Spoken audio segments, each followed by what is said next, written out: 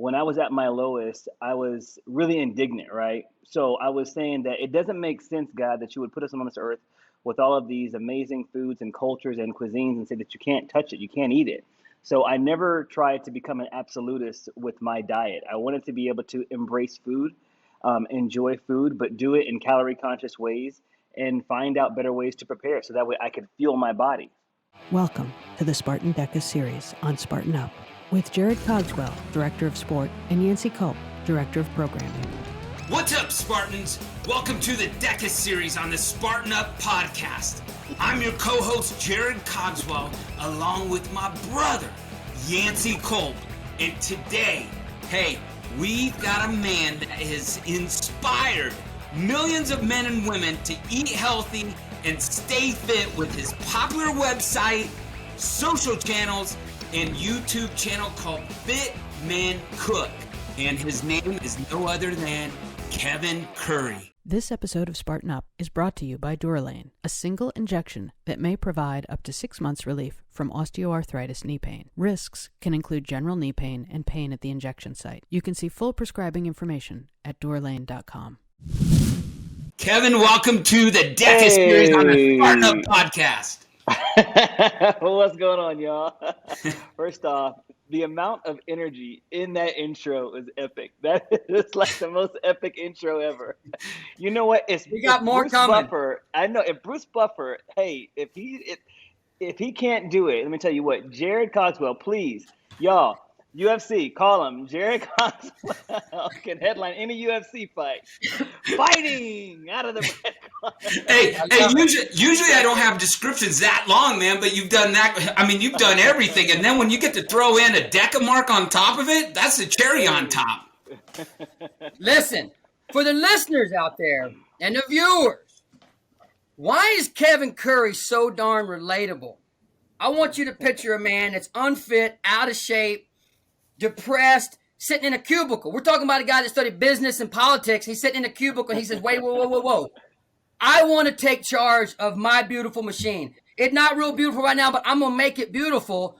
So all of a sudden, Kevin does the deep dive into food, nutrition, improving his lifestyle. And 6 years later, becomes one of the most powerful people walking the planet when it comes to influencing more people to jump on his train and improve the diet, the lifestyle.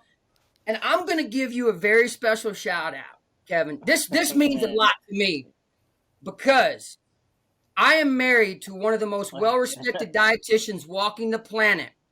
She's the president of the Collegiate and Professional Sports Dietetic Association. She is the director of sports performance nutrition for the University of Texas athletic program. Your alma mater, by the way. And she said, let me tell you something about Kevin. All of us dietitians have great respect for the way he does what he does. There's so much quackery out there. There's so many people trying to make a quick buck quick and just pull people in real fast. And then they disappear. It's like Kevin is in this for the long haul. And my wife said it almost, he speaks dietitian. It's like he went to dietetic school. But she just wanted me to let you know how much the dietetic world, and she especially, respect the way you're doing what you're doing. And saying things like food is fuel and just falling in love with food being the fuel. So from my wife, big high five. She says you have an open invite to come do cooking demos. Hey. I will be there. First off, that means a lot to me just because, like your wife is right. There are so many ebbs and flows within social media, but also within the health space, because I feel like every single year they're coming out with a new diet trend or a fad way of eating to try to help people to lose weight, drop weight fast. And so, looking back, you say 6 years, I have to sometimes think to myself like, oh, wow, kid, like you have been doing this for a minute. And so I'm really grateful to be here. One thing that I've just started out with, or that I've always been, is that when I was at my lowest, I was really indignant, right? So I was saying that it doesn't make sense, God, that you would put us on this earth with all of these amazing foods and cultures and cuisines and say that you can't touch it, you can't eat it. So I never tried to become an absolutist with my diet. I wanted to be able to embrace food, enjoy food, but do it in calorie conscious ways and find out better ways to prepare so that way I could fuel my body. Kevin, when, Yancy and I have been working in the fitness industry longer than I'd like to admit. He Yeah. he says 55 years, and I was doing the math the other day. It's actually 57 now, as crazy as that sounds. Dang, are you kidding? And That's combined, by the way. That's us combined. Yeah. I was like, y'all look great. No, you still do. But we've worked with so many clients over the years, all levels of fitness, and obviously very passionate about what we do. And when we meet somebody like you that's a role model for so many people, and you're doing such a great job of impacting the world, not just with foods and topics like diet and so forth, but also just for the fitness world, because we know what it does for people mentally, emotionally, as well as the physical part. But a lot of people are out there struggling with body image issues, depression, and we've come across so many of these people.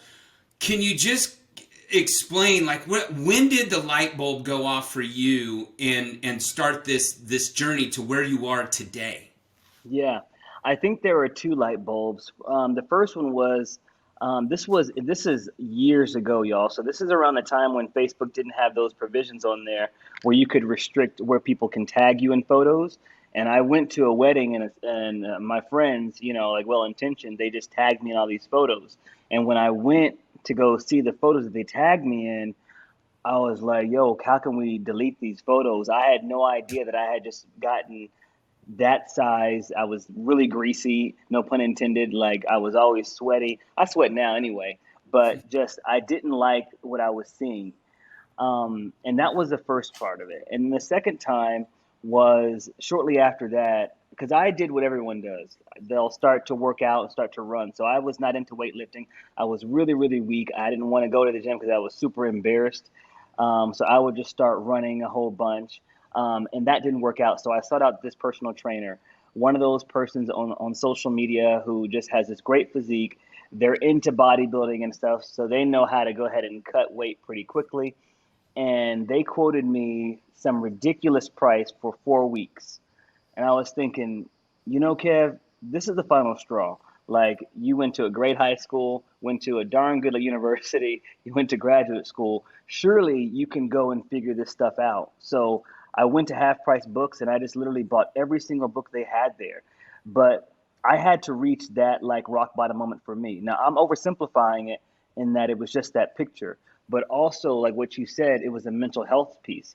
I was super depressed. I thought that I was going to be married after grad school, and that relationship ended.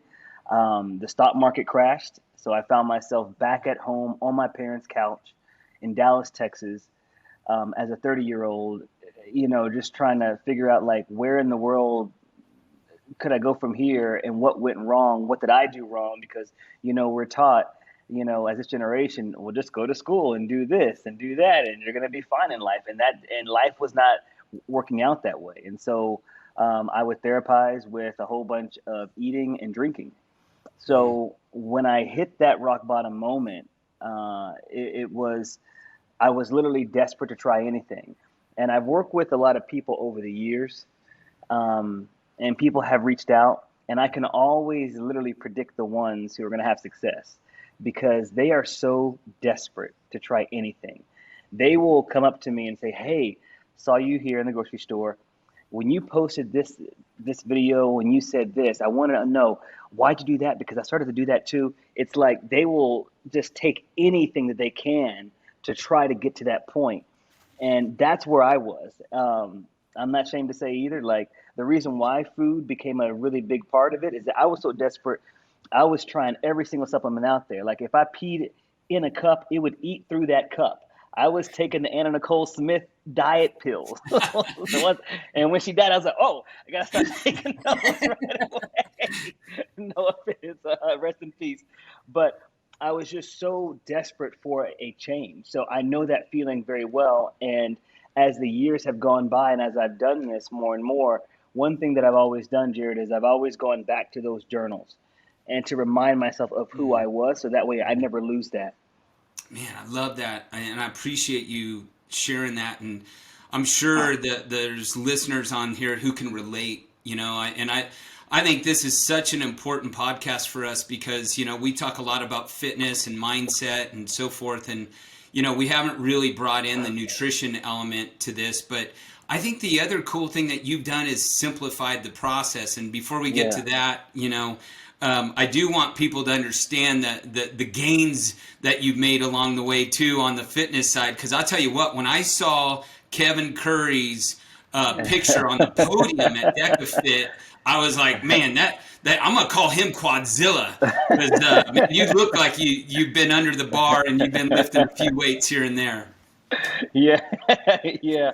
Lots and lots and lots of squatting and pressing. The funny thing is, when I first got into weightlifting, I was so embarrassed because I was struggling like with the bar. I'm not even gonna lie. But I learned how to check the ego at the door. But I found out that my legs were pretty strong, so I was going in there just to burn off weight, and to lose weight, doing the leg press, doing lunges and everything else, and had no idea that they were growing.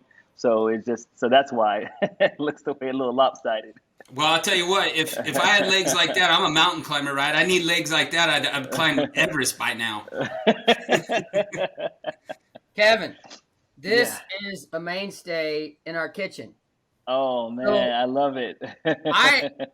I'm blessed to say that I have a wife that loves to cook, and I have enjoyed probably easily 50 items from here. I'm the naughty by nature, PPC, me. Hey, you got that? You got that reference?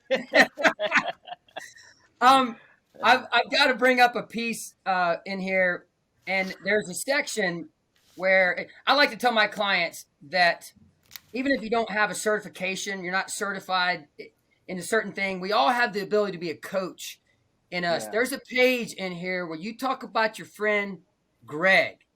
Tell me a little more. I want to learn a little more about Greg, man. Yeah. Greg is such an interesting man because he came to me at the very beginning of my journey, in a sense. And he just saw me struggling in the gym. And this is an older guy. And you know what? And I like to tell the story, especially right now, because there's so much that's happening in our society, in our world, and that it's so easy to not see each other and not listen to each other. And one thing that you should know about Greg is that Greg is at that time, he was a 55 or plus, year-old white man, super conservative. And here I am, this wide-eyed, out of shape black kid from Austin, Texas, who is from, one of them liberal hippie schools. And he saw me struggling, and he comes over there. He's like, "Hey, so what are you trying to do?" And I'm like, "I'm just working out, man." And he took me under his wing, and he just started to teach me things.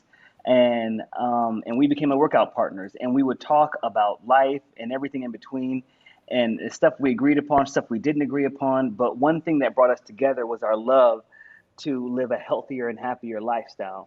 And Greg literally helped to coach me out of that dark place that I was.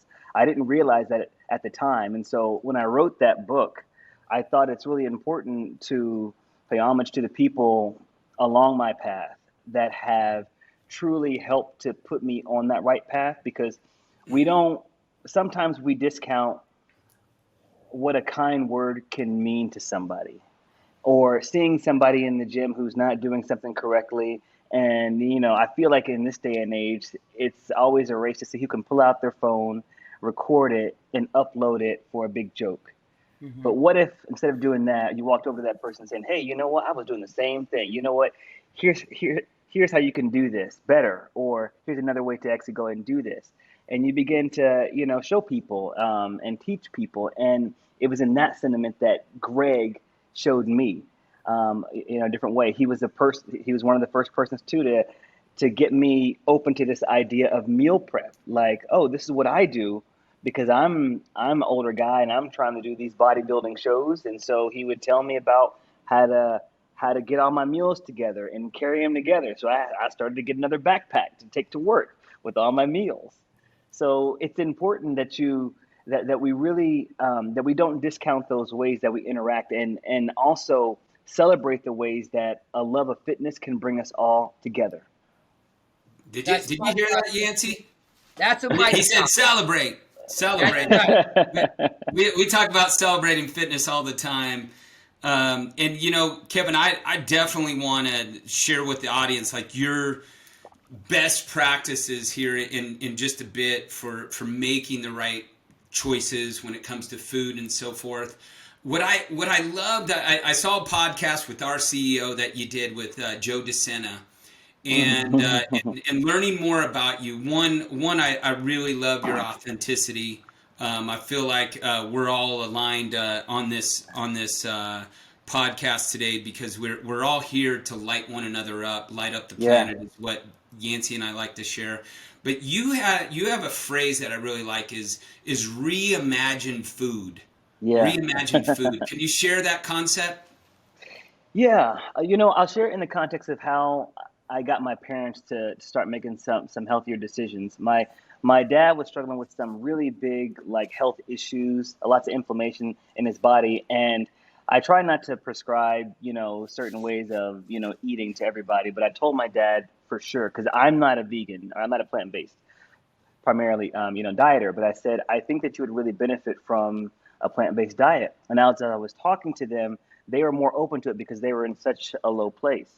And what I was getting them to see is that, Dad, you know, there's not going to be another sweet potato pie that you're just going to taste and be like, this is amazing. There's not going to be another, like, fried chicken that's going to knock your socks off. You are close to 70 years old. You have tasted it all. Why not, at this new place in your life, let's reimagine food and reimagine, you know, the memories that come along with it. So, you know, and reimagine, like, your relationship with it. So it's not always about sitting down and stuffing ourselves that we used to do back on Soul Food Sundays after church. It's about how we want to feel after we eat. And it's also about how we can together as a family eat again. So for instance, Dad, you probably don't know, like, what, like, quinoa is, right? And I'm showing them all this stuff. I'm cooking for them. You don't really know that, but let's say that I made it and it sucked, and I brought it over and we ate it together. Now you have a memory of quinoa being really bad, but you have the joyful memory of us all clowning me because that meal was so bad, right? And sometimes food tastes differently, and it can be nourishing for us depending on the circumstances. So in a culture, in the Black Southern culture, where we can get around the table and eat in excess because it's celebrated, it's taught, you know, like, you got to show love and put more and more on your plate. Let's reimagine our relationship, like, with food in a different way, especially right now at this age. And that's what I tell everyone to do. Just, like, little by little. It's not just about doing what you did when you grew up, but looking at your life and looking at, like, where, like, you want to be, and seeing how the different things that we do, the different actions that we do every single day ladder up and build and contribute to that narrative. And the food that we eat is a part of that narrative too. Yeah, gosh, I love that. You know, it's about being intentional. I love what you said about visioning how you're going to feel after the meal. Yeah. You know, I had the conversation this morning with my wife, you know, after learning more about you, and that's the thing that we try to do with clients on the fitness side. Is like, imagine how you're going to feel after the workout. You may not want to do it now, but you're sure going to feel good afterwards. And I think it's the same way with food, most definitely, because also it's like when we overindulge or eat the wrong things, I don't want to feel guilty, you know, and that's another potential result of that. So I love what you shared there. Yeah. And you know what? And when you eat calorie conscious foods, whenever you're being, like, intentional about that, you kind of lose that guilt, because I think that the guilt comes along whenever whenever you don't feel so well. And so your body is telling you, yo, what you just fed me, I know it tasted good, but it's not agreeing with me right now. And so you feel guilty for that. So sometimes that guilt is necessary, because it's a marker. It actually should inform what we do, but we have a tendency to kind of block it out and think it's something else. No, that's there, like, for a reason. But what I know for a fact is that when you start to eat according to where you're going health-wise, that guilt is not there.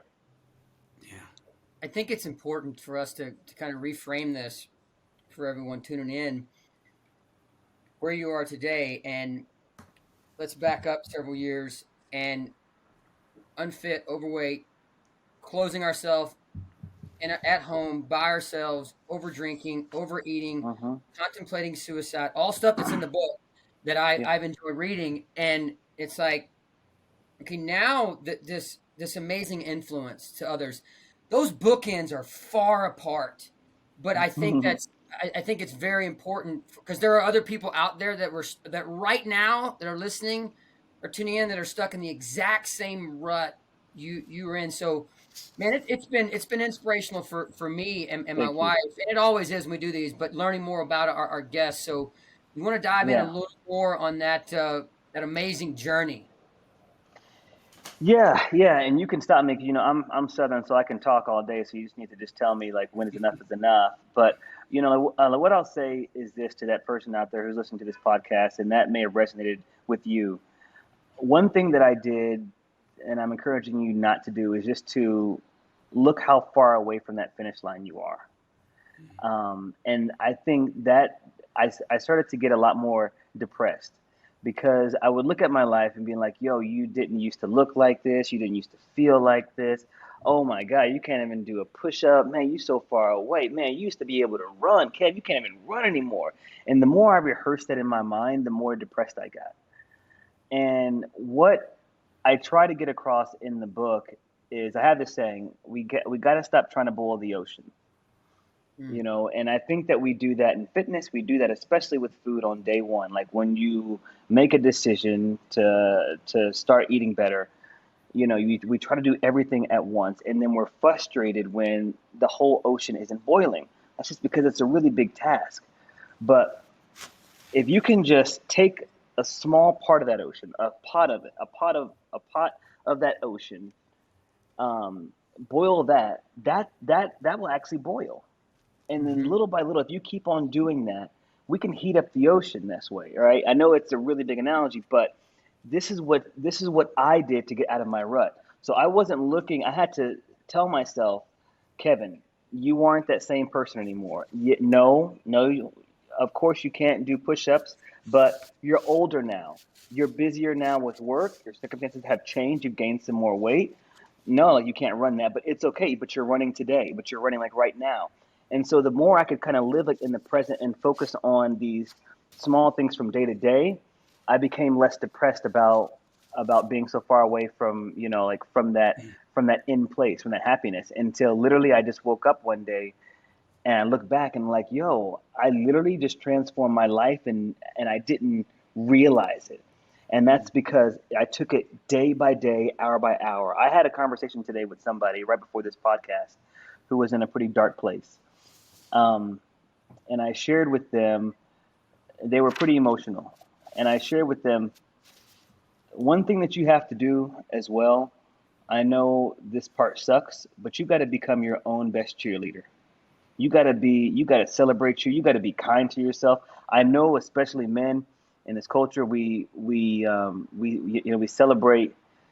Don't be no wimp. Don't be no punk. Don't show emotion. You hurt it up inside, ball it up, and go in the gym and. Well, now you're just a really swollen, strong person with lots of emotional issues, with severe emotional issues. It's okay to express that. And I told this person, I said, listen, there have been times where I would show up to the gym, and I had to drag myself to the gym. So just getting there was my big thumbs up for me. I'd have to go into the bathroom, literally compose myself because I would feel tears coming. That's how bad my depression was. Cry in the stall, wipe my face, and go out there and hit that workout. And I had to cheer myself on every step of the way. And that's what you have to do. You've got to believe in yourself, and you got to pat yourself on the back. You got to be able to, as my pastor says, lay hands on yourself and command yourself to go out there and do it. I like what you're sharing about the analogy, the ocean, and celebrating your wins, right? Like, even if it's the smallest ones, just getting to the gym is a win, and we're so hard on ourselves, and, we're always counting our losses. And it seems Right. like even if we count those little wins, maybe we're going to build confidence at the same time. And Mm-hmm. I could relate to your ocean analogy, because I say this all the time as somebody who's brought a lot of people up for their first time up mountains. For example, they get intimidated by that big old mountain, and it's like, hey, let's just take the next 100 yards, and then we'll turn around, and the view changes every single time. It just gets more and more spectacular. But you've got to notice and recognize your progress, and Yeah. and you're that definitely seems to align with what you're teaching the world. One of the things that we talk a lot about in the fitness world is our passion, our purpose for positively changing lives. When you started to do what you were doing for yourself, was that part of the thought process on how you can coach and teach others? Uh, no, not when I got started. I think that it just kind of happened, and it happened just because I was so enthusiastic about it. I was just sharing my journey. So first off, Fit Men Cook and this whole blog thing, it started because I was trying to game the system. I was too broke to pay a trainer, so I didn't want to do that anymore. So I said, well, let me just share out everything that I'm doing so that people will share back with me and say, it's good, but try this and that, et cetera, et cetera. And so the whole thing about me helping people, that kind of just it kind of just happened. And I just realized I'm much more passionate about helping other people um, find find their way. You know, I liken it to, I always tell this, hopefully it lands well. How, you know how you see people on Instagram or like social media, they'll lose like 5 or 10 pounds, and then all of a sudden, you know, they're like a life coach to Yeah. everybody, and they're saying other stuff. Well, that's true, but I think that the cool thing about living a healthier, balanced lifestyle is that you have so much more energy and so much enthusiasm that you want to share that out with people. And so I was just an enthusiastic person because watching my body change, watching my mood change, I was like, try this, yo, this is great. Do that over here. And people would begin to write me, and I could really relate to their stories. And that's how I began the one-on-one stuff. Yeah, you just remind me, like, sometimes I can't think of any social content to throw out there, right?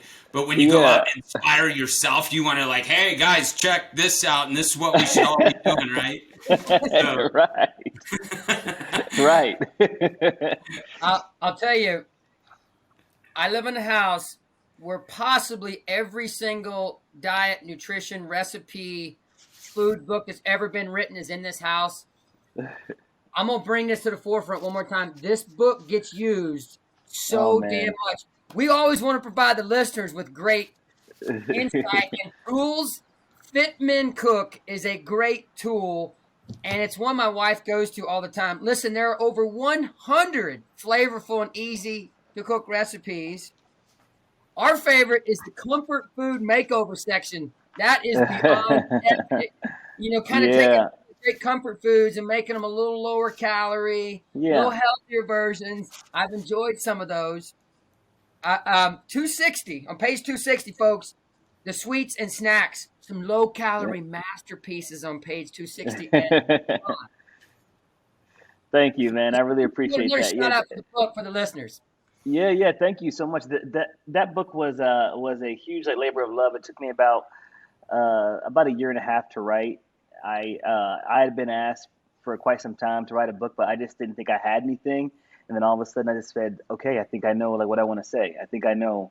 And I had put in like all the different conversations that I have with other people that I've worked with like over the years for my followers to create this book to give people a roadmap. So I don't want it just to be like a recipe book. I want this to be like a roadmap for you to kind of find yourself in it and carve out what works for you. Like, don't just copy and paste what works for me. I want you to feel that freedom to take it and make it your own because that's how you actually live. That's how you live free and balanced.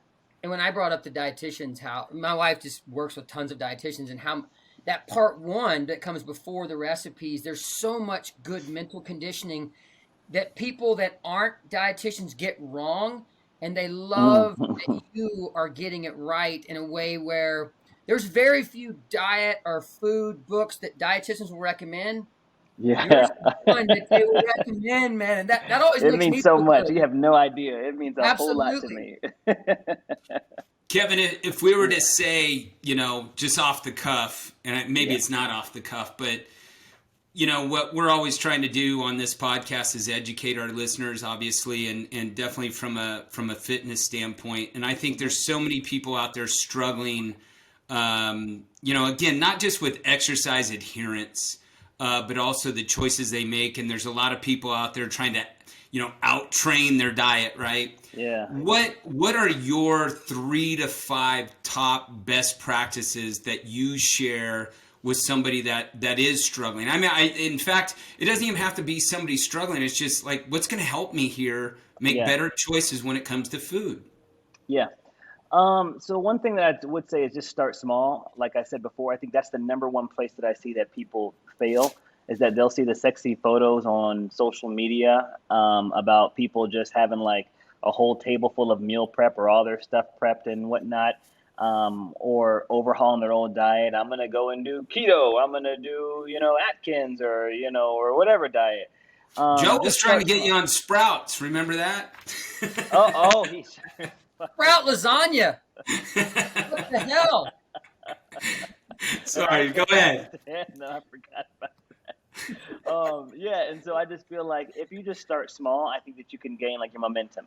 Now, with that, I always tell people, instead of trying to overhaul your diet, I'm pretty sure that you can think of about 2 or 3 things, some vices that you, or some behaviors that you can probably, get rid of.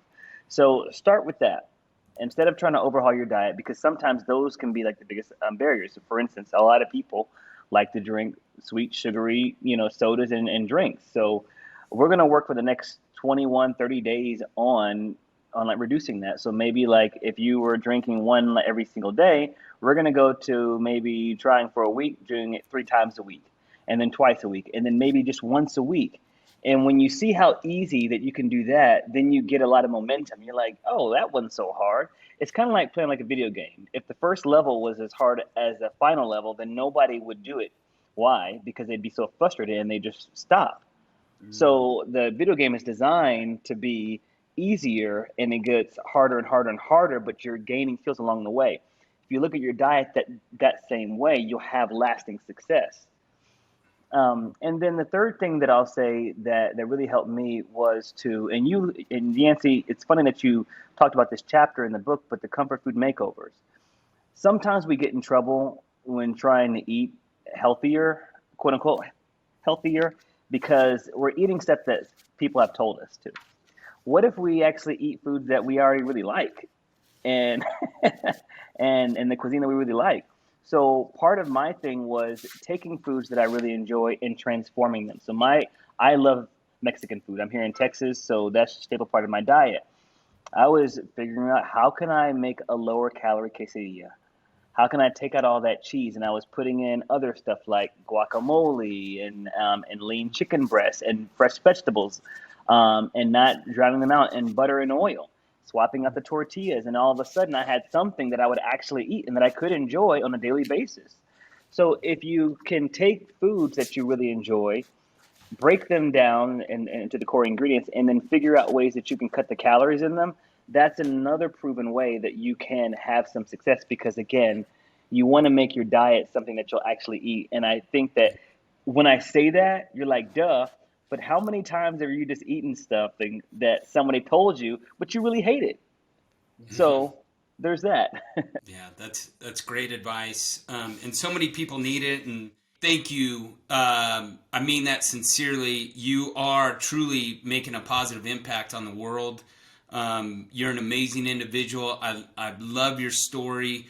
And I'm inspired. So thank you personally for inspiring me. I appreciate you very much. This episode of Spartan Up is brought to you by Durolane, a single injection that may provide up to 6 months relief from osteoarthritis knee pain. Risks can include general knee pain and pain at the injection site. You can see full prescribing information at durolane.com. Thanks for listening to this episode of the DEKA Series on Spartan Up Podcast. Spartan Up is your partner in resilience for mind, body, and spirit. We're here 3 days every week. Tuesdays, you can find Joe DeSena, founder and CEO of Spartan, interviewing biohackers, business leaders, authors, and athletes. Thursdays and Saturdays, catch episodes from our DEKA, Endurance, Trail, Combat, and LaRuta series. Do you know someone who needs a little nudge? Maybe they could use some motivation, tactics to be stronger, healthier, happier, more successful. Tell them about our show. And if you're watching on YouTube, leave us a comment. We want to know who's watching and who's listening. Thanks. See you next time.